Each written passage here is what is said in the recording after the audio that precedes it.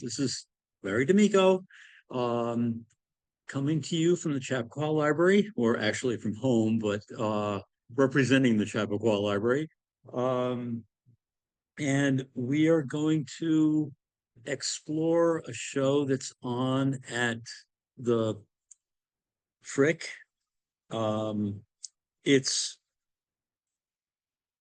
a show of four Vermeers that are basically um, love letters either being written or read. And I will actually go. There's three pieces in this show that are one from the Frick, which is the one that's on screen now, and one from Ireland, and one from, I think it's the Rijksmuseum. I can't remember now, but we'll get there. Yeah, it's Rijksmuseum, Amsterdam. Um, the What speaks to us over the centuries is a certain kind of contemporaneous feel to not so much the costumes, but the interactions between these characters. Um,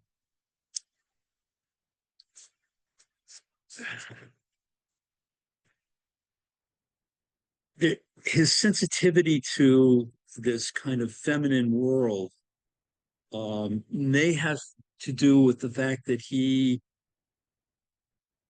lived in a world most intimately with women. He and his wife had 15 children. 11 of them reached maturity, and they were all girls. So he was living in a home with at least 13 women, um, plus maidservants and all that. Um,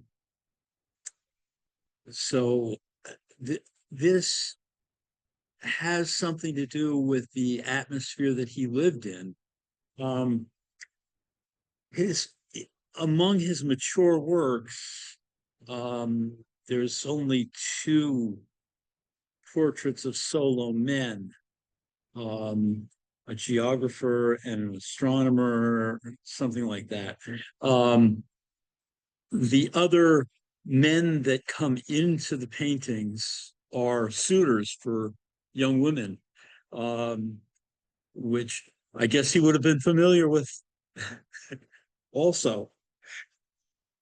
So there's a tenderness and sensitivity to how this paint is applied. Even if you look at that arm and that hand, there's it's it's very realistic.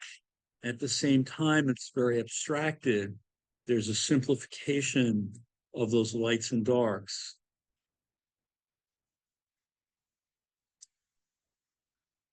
So what I'm going to do is read a little bit. Um, Vermeer Vermeer's dates were 1632 to 1675.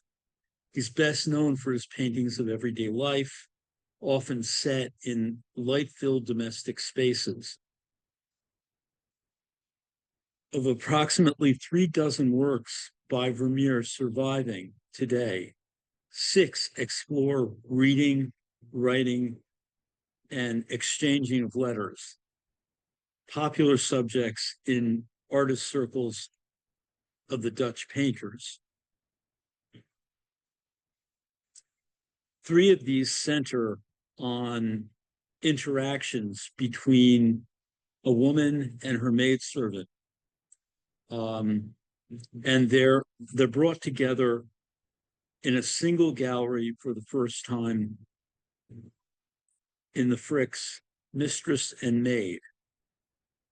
The last painting acquired by the museum's founder is joined by Love Letter from the Rijksmuseum and Woman Writing a Letter with her maid from the National Gallery um, of Ireland. And here the three of them are. Vermeer is a man who wasn't there. No letters, no references. There are no quotes, no anecdotes, no reminiscences of famous friends, no sketchbooks, no drawings, no annotated books. This came from the New York Times in 2023. Uh, there's a mystery that surrounds the artist's life and a lack of personal records. Um, there's some records that we can draw from about sales that took place and things like that. He had two major collectors, but his output was 36 paintings or so. Um, and that again, I say or so because it's a little bit hard to pin down at this stage of the game. Um, he was well known in his lifetime, um, but after his death, there were other genre painters who had higher outputs than Vermeer, and their work was easier to market. So some unscrupulous dealers that got a hold of some Vermeer paintings actually painted over his signature and painted on another artist's name to be able to make more money from the sales. Interesting stuff. The paintings differ in scale, action, perspective, but all three create enigmatic narratives, a hallmark of Vermeer's creative production. As the primary mode of remote communication, letters were a critical and versatile topic for Vermeer's time, as reflected in the publication of manuals on the art and decorum of exchange of letters. Servants played a crucial role. Employers entrusted them with delivery, especially when the messages needed to be shared covertly. While the contents of the letters in Vermeer's paintings are not made clear, they are most likely amorous. Courtship and love letters were an important part of the artist's social context and a prevalent artistic theme among a number of artists. So I will show you some of his contemporaries. The love letter and woman writing a letter with her maid appear to have had a special place in Vermeer's widow, Katharina's life. Her husband's death at age 43 left her to raise 11 children with obligations that led to bankruptcy. To settle a large debt for bread, she gave two paintings to the baker on the condition that she could one day buy them back. This suggested that they were not simply inventory from her late husband's studio, but rather treasured personal property. So I'll go over what biography I can for you. There, like I said, there isn't much. 1835, 1672, 1632 is That was when he was born. He had modest celebrity during his lifetime, which gave way to obscurity in his death. He was barely mentioned in a major source book of 17th century Dutch painting, which is just so amazing and hard to believe at this point with the kind of fame and almost cult-like following that Vermeer has. Um, Vermeer was rediscovered by a French critic and painter. Um, and they're saying only 34 paintings are universally attributed to him. Um, so um, his parents, his father was a middle class worker in silks, and he was the son. Let's see. Okay, all right. His father actually um, did some dealing in artwork, so there was art around him in his growing up. His father leased an inn called the Flying Fox. Um, but the acquisition left him in kind of a financial hole. And when his father died in 1652, Vermeer took over the operation of the family's art business. So he actually did sell uh, other people's works. Something else that I want to say at this point is the Dutch um, were quite affluent in this period of time. It was the only country that I know of in Europe that didn't have an aristocracy, but was a representative government.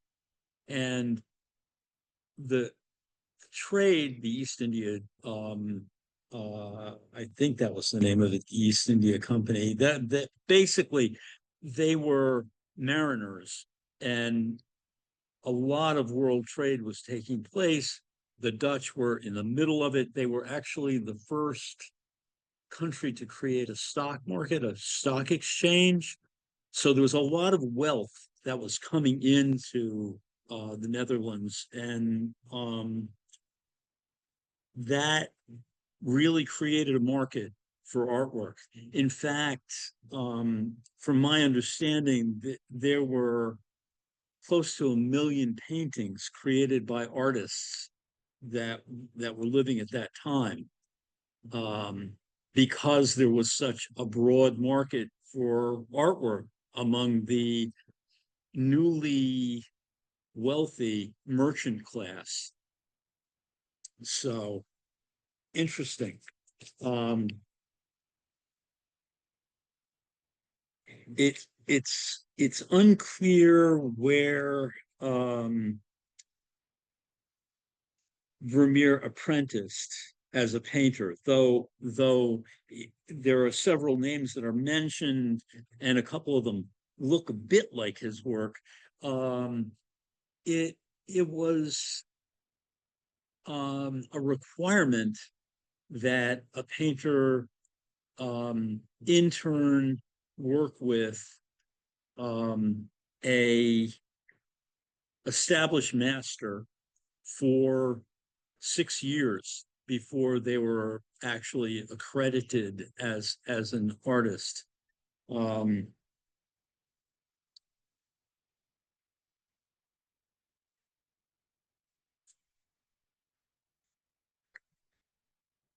so that there were quite a few painters out there who were quite successful. In fact, Rembrandt is contemporaneous with Vermeer, um, who was for a long period of time very successful. Now, one of the things that brought on um, uh, Vermeer's ruin, actually, and why he ended in poverty was there was a war that took place in the early 1670s, and it really disrupted the economic prosperity and boom that the Dutch were experiencing.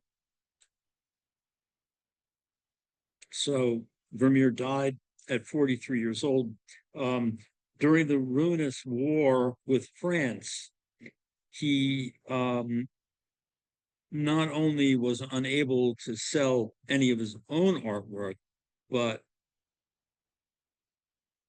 he had been sitting on paintings by other masters that he had been dealing in. And as a result, he was owing a great deal of money. Having 11 children, um, and no means of his own, he lapsed into decay and decadence. Um, and so taken that to heart, uh, he fell into a frenzy. This is something that Katerina describes, his wife. Um, she describes how the collapse of the art market damaged his business as a painter and as a dealer, and basically it just affected his health so profoundly that in a day and a half his health just went downhill and he died. So that's a tragic piece.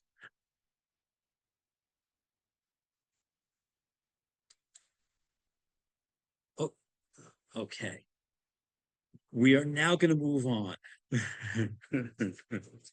into I'm gonna work with the three paintings that are in this exhibition first, and then I will do some background images that led up to these particular paintings. Though, you know,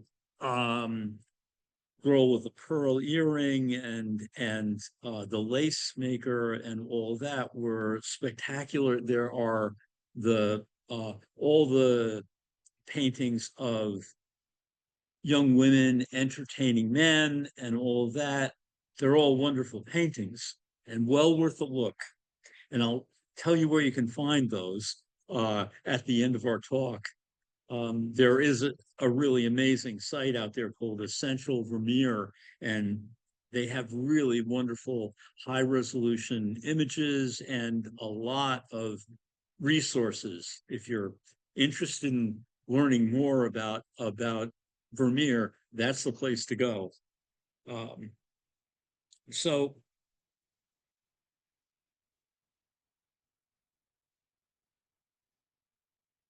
what these three paintings really have in common is their interaction with the maid and mistress.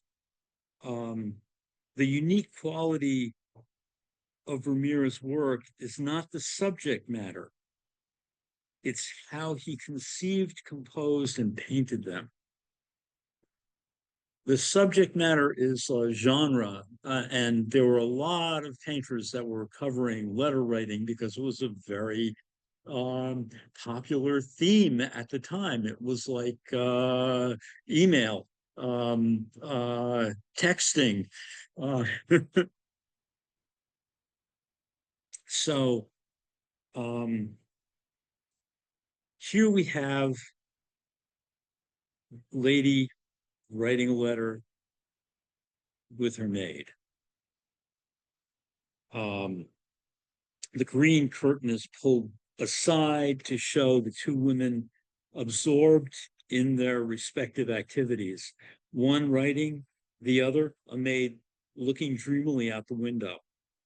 The status of the seated woman as the lady of the household is conveyed by her attire.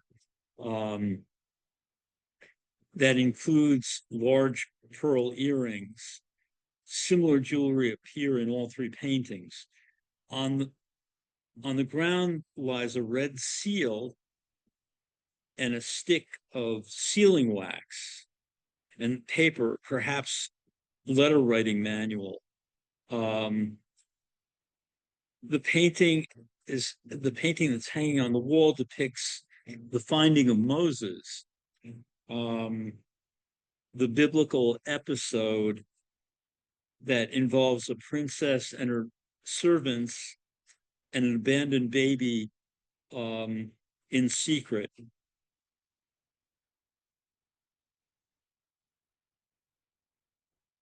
As with some of his backgrounds in the other paintings, there's a number of interpretations that can be lent to this image. So that's kind of the ambiguity of what's actually happening here is very interesting.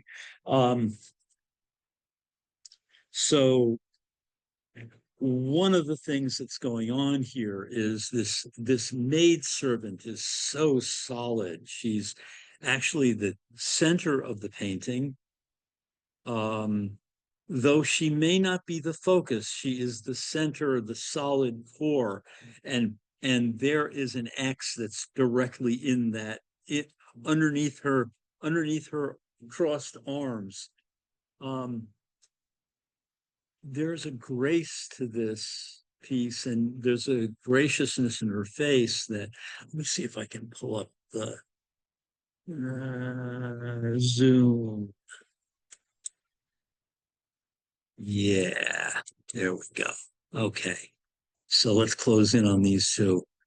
And you can see more clearly now that background painting. Now, one of the things that holds the two of them together is this broad geometric, very big frame around this monumental painting. Um, and this is not one of Vermeer's. This is attributed. Actually, I'll come up with the attribution later. But the interesting part is the kind of self-contained tranquility in the maid gazing out the window. Um, Beautiful rendering of the hands and that just that gentle quality and that softness in the face. Um, Now, the mistress, on the other hand, is really busy scratching out a letter, um, and the the brocade on the table is very abstracted. It's simplified. They're very realistic, and at the same time, they're simplified. They're bold. They're strong shapes. They're clear, soft, but but very articulate. Um, Looking at that background wall, you see how he uses the darks and lights, where there's that bright illumination on the right shoulder of the mistress, and the dark cast shadow on the left shoulder, but the background is light. So there's this figure ground business that's going on in here, this kind of play between those things. The maid with the blue apron behind this red, that kind of sense of her taking up that space in the center of the canvas. Very interesting stuff. The play between this foreground chair and the apron, and then here's that material on the floor that I was talking about.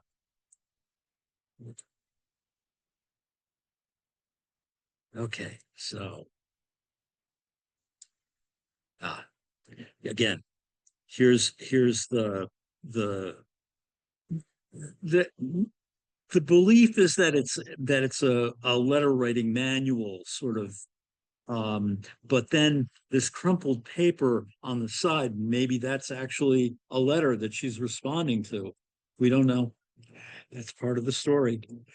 But looking at the hand that's holding the quill and that sleeve, look at how wonderfully painted that thing is. So I'll talk more about glazing and all of that. There are layers and layers of paint on these things. But we'll go deeper into that later. Ah, so again, like I said, the maid is in the center, but she's not necessarily the focus. The focus is right there. All the perspectival um, vanishing points are right on the mistress's face. Vermeer studied all this stuff. He used various means. There were sighting grids that they used to use to set up perspective, but he also, it's believed that he used the camera obscura too. So there's a number of different methods that he used to get these compositional elements where he wanted them to be.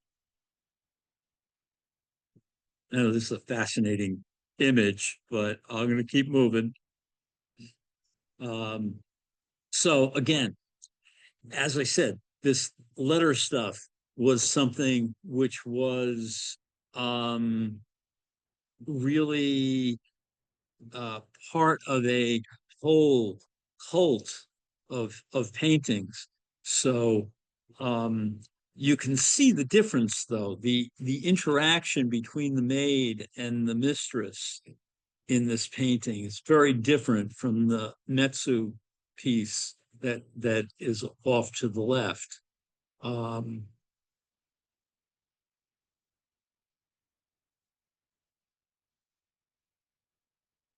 the stillness in this interaction, it's on the one hand, um, it seems like the maid, there's an animation to it and there's a stillness at the same time. The it seems like the maid is, about to speak, you know, there's kind of a mysterious narrative that's implicit in all these. Um, and we're having this kind of voyeuristic um, peek inside this private world.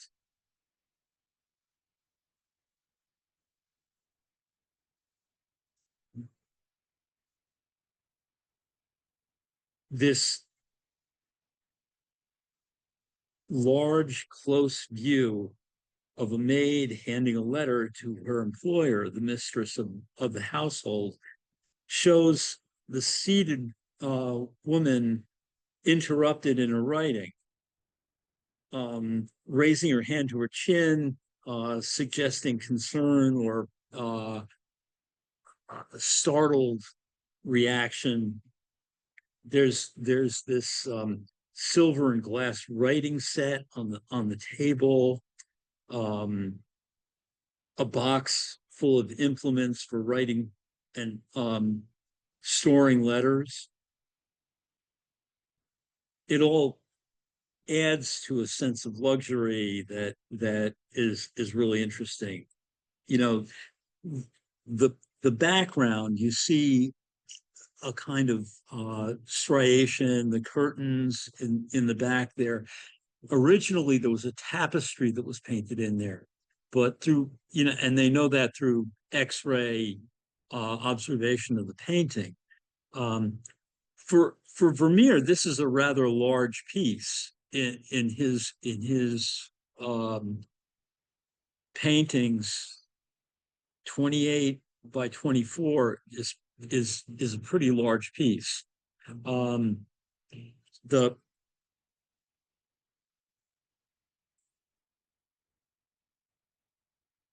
again, a technical examination um, beneath that dark curtain was a some kind of tapestry, they think. Um, in the end, he painted it out. Um, there's a sense of expectation and a touch of anxiety in this newly arrived note. Um, Unlike Lady Writing in the previous painting, there's movement implied in this one. The maid is speaking or about to, and the gesture of the hand to the face, that's beautifully painted. Again, I'm I want to go in and get in here. I have a detail in another slide, but I just wanted to go in here and the this sliver of a face, you can't see much. You can't. It's kind of a again this this turning away, this um intrigue. What is the expression on her face? Can we tell? Can we get any inkling about it? Uh,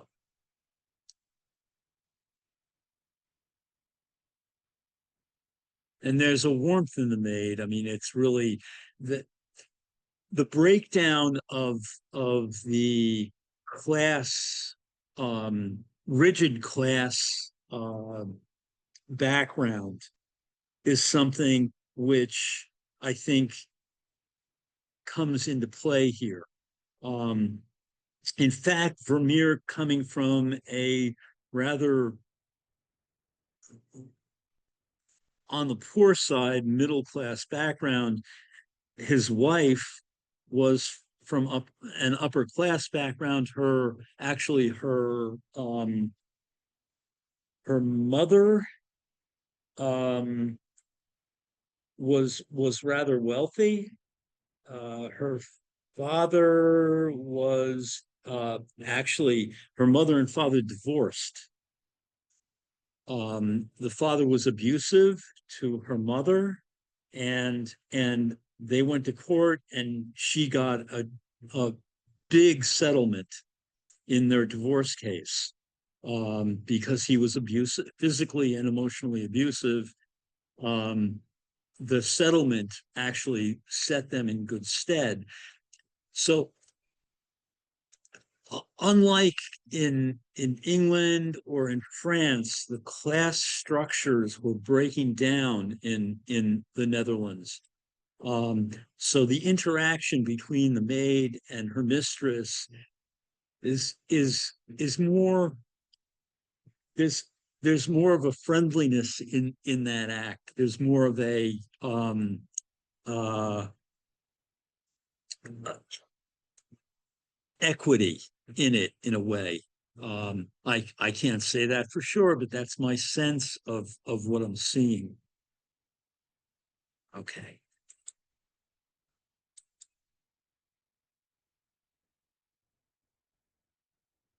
okay.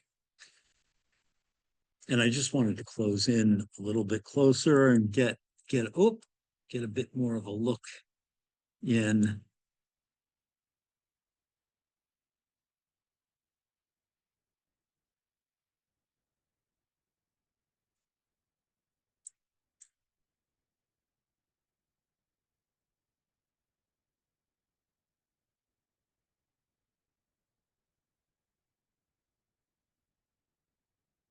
So you see, actually, when we close in like this, you can see the brushwork in that hair. You can see you know, there are really fine increments, but it is not. He wasn't in there with a three hair brush painting each hair on her head. There are broader um, brush brush marks that he leaves and implies, um, and the blending, the layering of what they would do is do something called glazing, which is basically uh, the paint is thinned out with linseed oil and varnish or walnut oil. Different types of oils are used to create varnishes, and you build up layers of varnish or actually layers of washes one over another and build up those tones in these faces.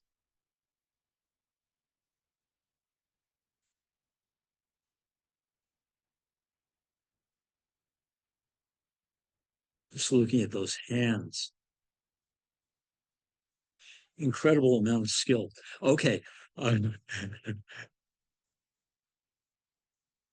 so I'm going to keep moving. All right, then this is really the third of the paintings that are in the show. The smallest of the three depicts a scene glimpsed through a dark passage stocked with household items, um, with a curtain drawn to the right. Um, Unadorned in her brown and blue dress and apron, the maid stands next to her seated employer, who wears again this yellow fur. You saw that in the last painting too. It recurs in Vermeer's paintings in various um, incarnations. Uh, so her seated employer wears a yellow fur-lined jacket and dress nearly identical to those of mistress and maid. Um, Interrupted by her playing of the cittern. At her playing of the cittern, she holds a letter and turns with a quizzical look towards her maid. The slight smile on the maid's lips and the framing of the painting of the painting behind of a kind of calm sea suggests that any concerns that the mistress might have can be allayed. Um, Interesting painting. Now, where the heck are we, and what's going on here? Uh, so again, there's this business of the camera obscura that's a possible thing at play here, and this perspective stuff that he plays around with in all of his paintings are very clear here, you know, and how he plays with that in the structure of the painting is very interesting. It really stabilizes the painting and gives you that sense of serenity in a way. Okay, I'm going to keep moving. All right, now I'm going to go back. This is one of his earlier paintings. It was, you know, religious and uh,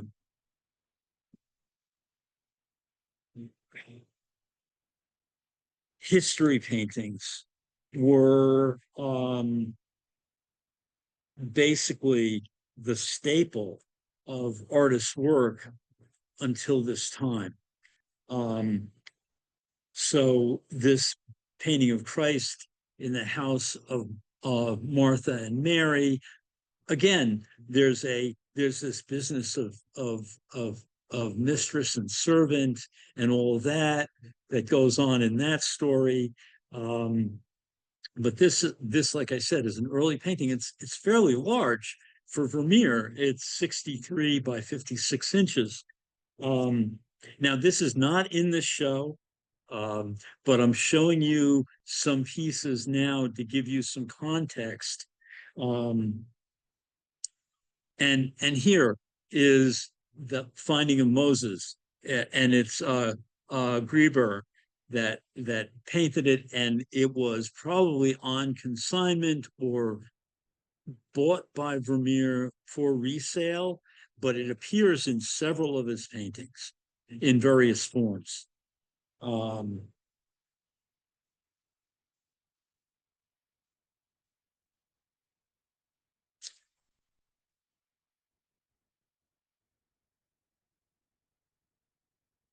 then we have this business, which is the Dutch were really raucous. They were bawdy. They were out there drinking and carousing.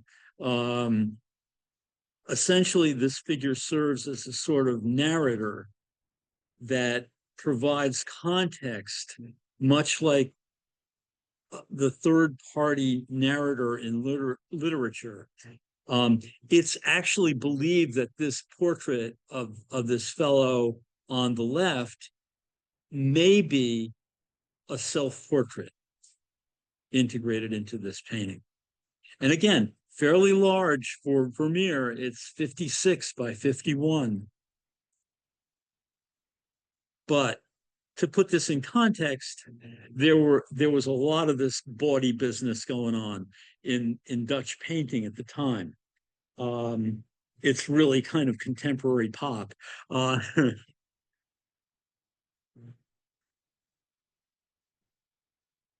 Uh, okay. So this one is from 1657, 1659. It's an early maturing uh, painting by Vermeer.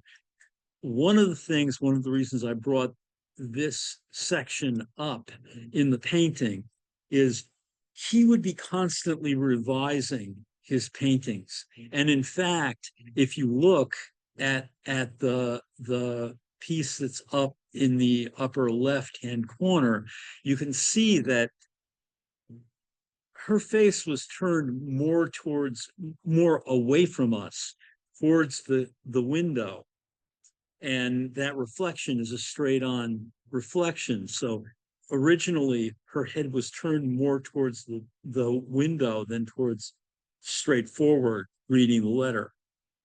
So this is one of the first of his uh, paintings that contained a letter.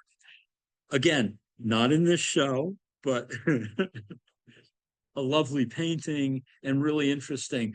Um, Again, this curtain that is on the right hand side kind of blocks us from being able to enter the painting. It also there was the full table was painted in there, and there was a goblet behind that green curtain that has been pulled back. Interesting. So constantly revising. Um, uh, and this, again, this lovely painting, woman in blue reading a letter. Um, she's not pregnant. That's an evening blouse that she's wearing. So basically, it's something that she rose out of bed to read this letter. Um, uh, and one of the things I wanted to talk a little bit about at this point is there's there's implicit in this that map behind her and that kind of world travel and influence of that world travel on Vermeer and the culture, the society that he was living in. The other thing that I wanted to draw your attention to is that wonderful light in that back wall. And look at that bluish, bright wall on the left and how it turns into this warm yellow behind her. Um, Really interesting transition. Um, Again, we are blocked from entering into this painting beyond a certain point because these chairs are in our way. We can't go and look over her shoulder and see what she's reading.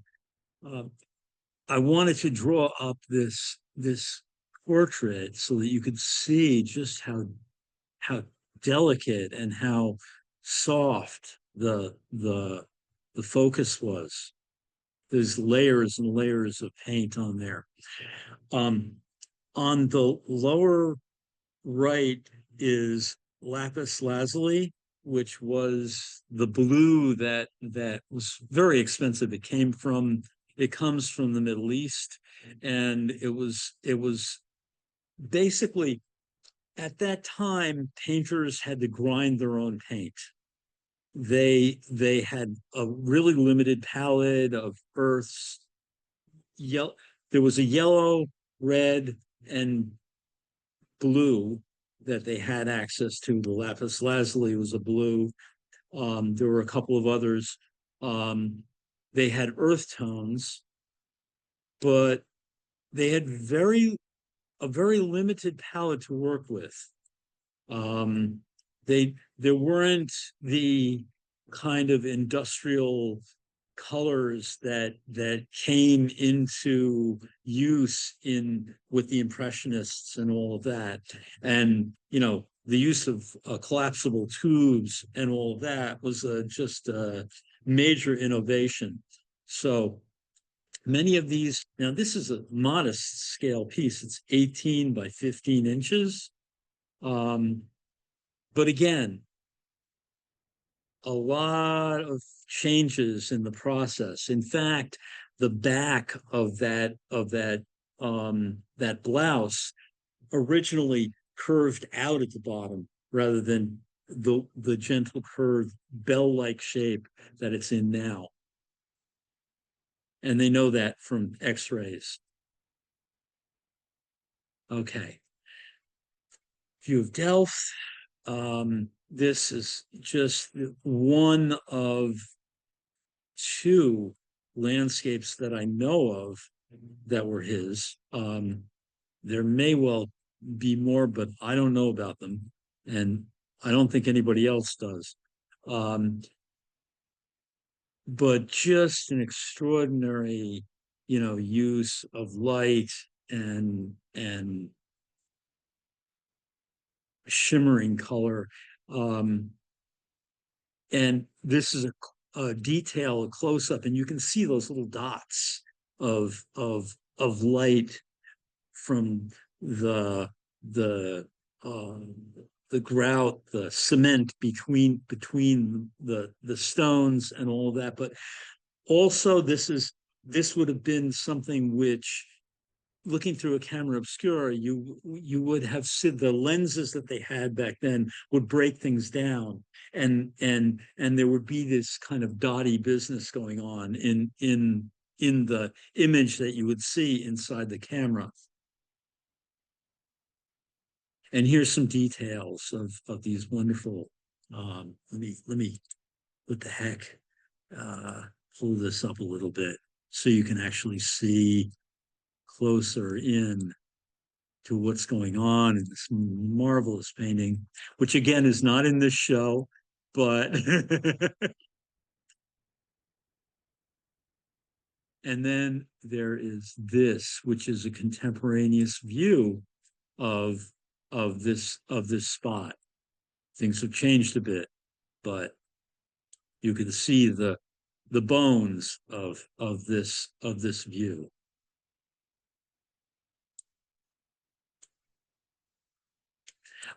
If you have any questions, put them in the chat, and I'll try and answer them if I can.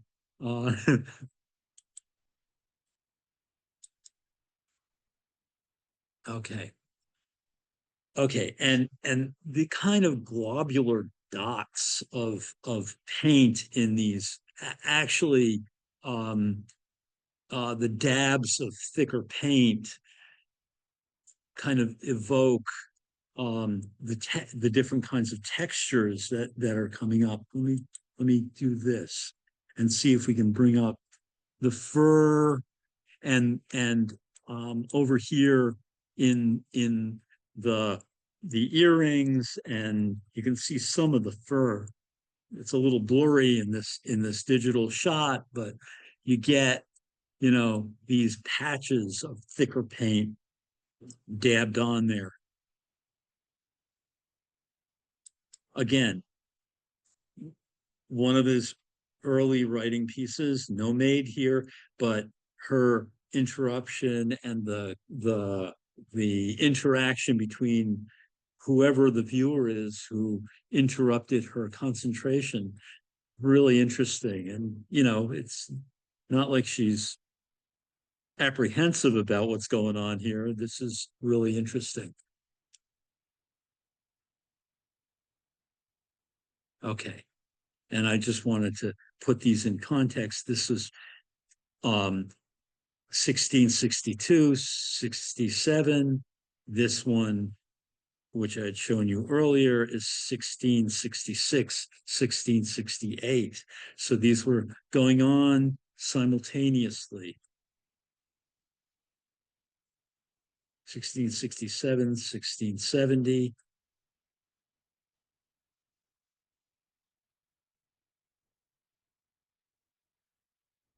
70, 71.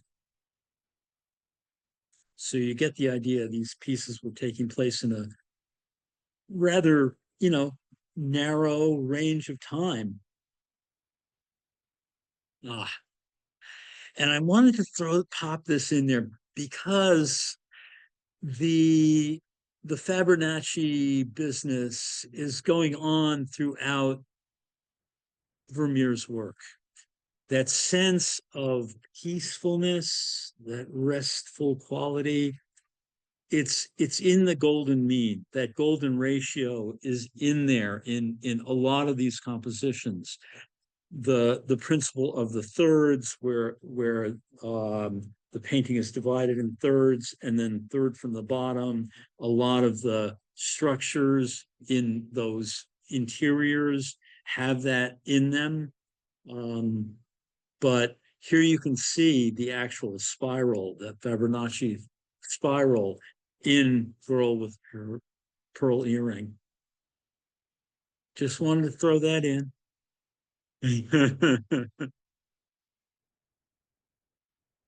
And just this is the last one that I've got, and I just love this painting so much that I wanted to put it in there. Again, modest scale, tiny.